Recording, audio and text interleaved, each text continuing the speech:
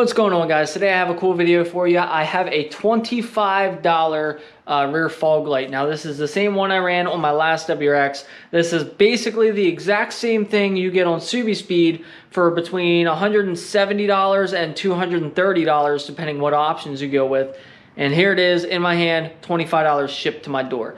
Now, I am in the garage again because, of course, it's still winter time. It's still dark. It's only 4:30 right now and it's pitch black outside.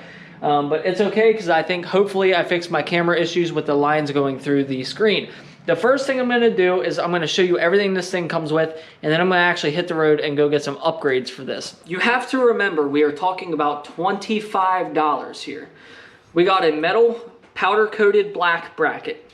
The finish on it is perfect. It's not going to rust. It looks great. This is the mounting bracket to mount the light. We have wire taps, which I never recommend using, but you can use if it's a little bit easier and you're not the best at wiring. These could be helpful, but sometimes they're more problem than they are good. Then you also have a new plastic clip and hardware to bolt the light to the bracket. And you also have some extra hardware, not exactly sure what all that'll be for.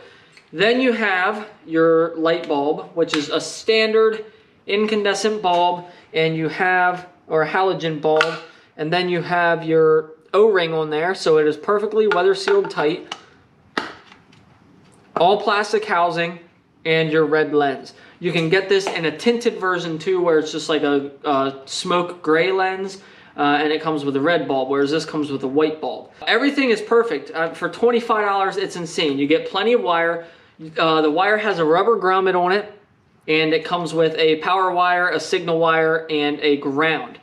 Now, what I'm going to actually do is I like the flashing brake lights. I really do. I used to hate them, and the reason I like them now is because they're safe. A buddy had a 2018 STI. He had the car for a couple months. He bought it brand new. This was a few years ago. And a guy was texting and flew up behind him and smashed into the back of his car and totaled it. So if you have a flashing brake light, it is a lot more visible for people. They see that flash and they're like, oh, and they look up. It's actually so effective that some car companies, some car manufacturers such as Toyota, will give you an extra settlement if you are hit after having one of these installed. So Toyota has their factory third brake light. You can opt in for an optional flashing third brake light, and it guarantees that if you would get rear-ended, they will pay you a settlement. They are that confident that it works. So what I'm going to do is I'm going to take this bulb out. I'm going to try and figure out what size it is, and then I'm going to go to Walmart and I'm going to buy one of the flashing bulbs. So here's what I'm talking about. $14.74 at Walmart. Alright guys, so I'm going to go ahead and I'm going to start running the wire. And what I'm going to do is I'm going to leave this bulb in here just to make sure that everything works. And then once I've established that everything works, I'll try and switch out the bulbs. To start things off, go underneath your bumper. There's going to be two clips right here. Take both of those out. Okay, so once you've gotten those clips off, you can pull the bumper out like this. Take your hand, put your hand up underneath. It's going to be a little difficult, but we're going to push this out.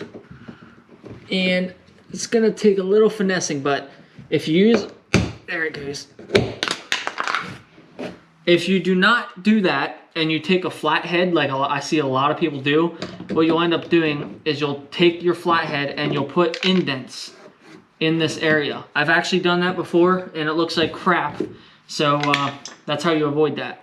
Hey guys, so the next step you want to do is you want to go ahead and remove this trim panel here. There is going to be 3 clips. So just fold this up. These are all 3 real simple push-in clips. Once you get those clips out, go ahead and pull up on this. And then kind of get underneath and pull up. Once you have that cover out, you're gonna see this rubber grommet right here. Go ahead and take a flathead, or you can even just go like that and pop it out. It's gonna fall down below, and here it is. So what you're going to want to do with this is you have your new wiring harness, and what you're going to want to do is you see about the size of this new grommet. You want to take a drill bit or something and cut a small hole in this factory grommet enough that this will still seal up. Okay, I cut it, and that is what we are left with. I guess another option would be you could always cut your factory grommet just big enough to slip the wires through, but I didn't think of that until afterwards. So sometimes I overthink things, which is no fun.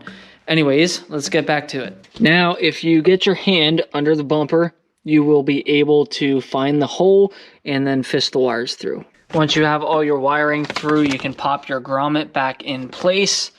And there's going to be a clip up here and a clip up here. You're going to take those out, and you can move this section here if you need to get back to your wiring. Now mine are probably going to look a little bit different than yours because I have these Diode Dynamics tail as turn modules. So for me, I'm going to press this connection in and pull it out and separate it right here. But for you, it's this exact same plug, but yours is going to go right here into the tail light. The only reason mine plugs in here is because this is the Diode Dynamics module. So forget all of this. None of this matters. This is what we're looking for. I'm going to actually use the connectors that I showed you at the beginning of the video, show you how they work, but then I'm going to go ahead and hardwire these in. As I'm going to take a razor blade and just cut this piece right here. Just cut a little bit of that out. That way you can get more exposed wire. Alright guys, I found a half decent place to mount the camera, so hopefully this works out pretty well. But what you're going to end up having here is you're going to have a red, yellow, and black wire. This is our new harness. This is our factory harness. What we're going to do is we're going to take the red wire and we are going to connect that to this black wire with the white stripe on our factory harness.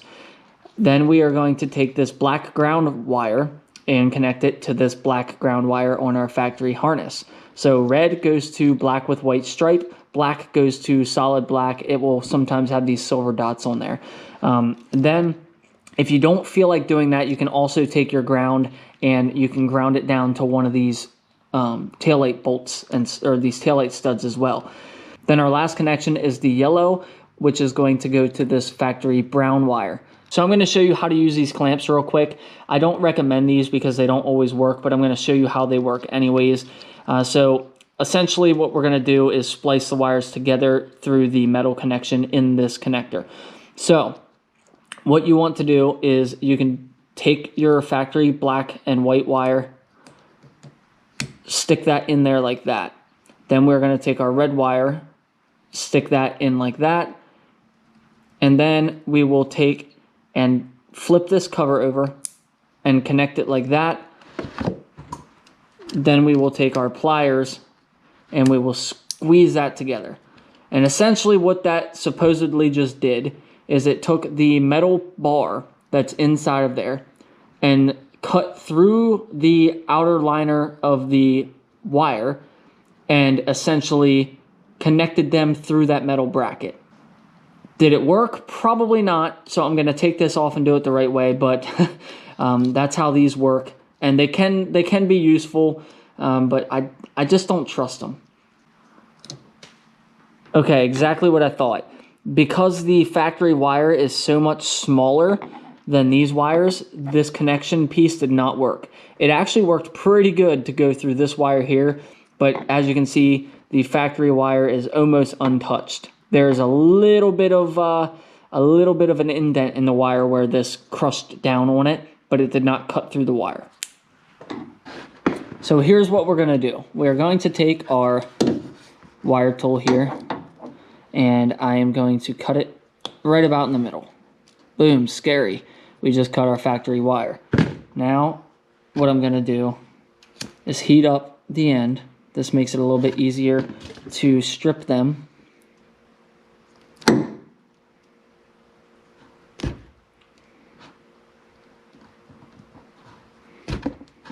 Okay, we'll do the same thing on this side.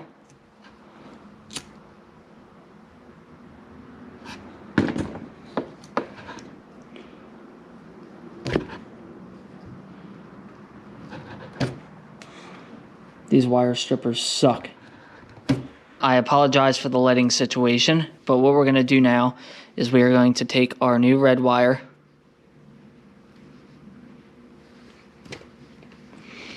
we are going to twist it into our existing black and white wire. This will work a little bit better if you have a soldering iron. I do not have one right now, mine broke. So normally what I would do is I would connect these together and then solder them, but my soldering iron is broke, so I'm going to just heat shrink these. Twist and heat shrink. So we're gonna slide that heat shrink over this. We are going to twist these together. Make sure they are twisted up really nice and that they aren't going anywhere. Oh, I stabbed myself. Just be careful. Then we're going to take our heat shrink, slide it over the connection, take a lighter. I do not smoke. The only thing I ever use this lighter for is this right here. Get that heat shrink nice and hot so it can do its job. And that should be it for our power wire. Now you're going to do that exact same thing again with or without the connector, black to black, yellow to brown. So I have everything connected. We should be good to go. Now we can go ahead and test and make sure that this works. Okay, here goes our parking lights. Here goes our brake lights.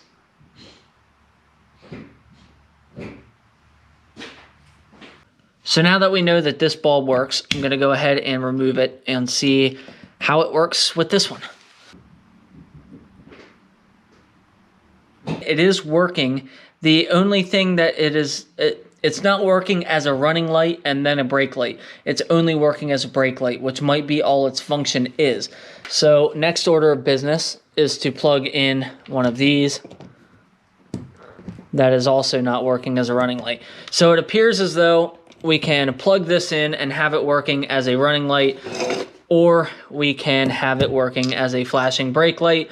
And honestly, I prefer the flashing brake light. So I'm sure I could go online and buy bulbs that do this while working as a running light, but this is what I'm going to run for now. If you do get one of these eBay lights though, you can just run this bulb and it will work as a standard brake light and a running light. As you saw, it'll work, it'll light up with your taillights, and then when you hit the brakes, it'll work as your brake light. However, I wanted the flashing. All right, so we're gonna go ahead and install this light assembly into the car now. So what we're gonna do is we're gonna take these supplied clips here and slide them in to place and take our bracket, flip this around so that the light is on the bottom, and then these prongs are on the bottom. And you can see there the holes. Go ahead and put our screws in. All right, once those are installed, you can now take this assembly and stick it up underneath the car. Once you have that fog light cover just about in place, remember those little clips that we put on the light itself? We're going to put one on this side where the hole is. Then you want to go ahead and slide that bracket over that clip and install your new hardware.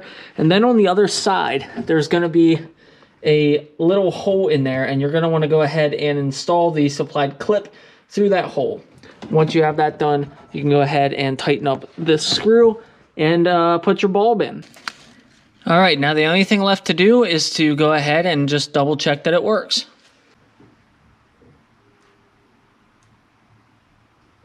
All right, it is functioning now as the flashing fourth brake light. Didn't look too bright in the video, but I just checked it in person. It is pretty bright. I'm gonna go ahead and save the bulb that it came with just in case I ever decide to go ahead and switch back to that, so I have it as a running light as well. But there you can see the final product. The fitment is pretty good. It's in there really tight. It's not going anywhere. Now we just gotta go ahead, put all of our clips back in and reassemble our interior panels, and we're good to go.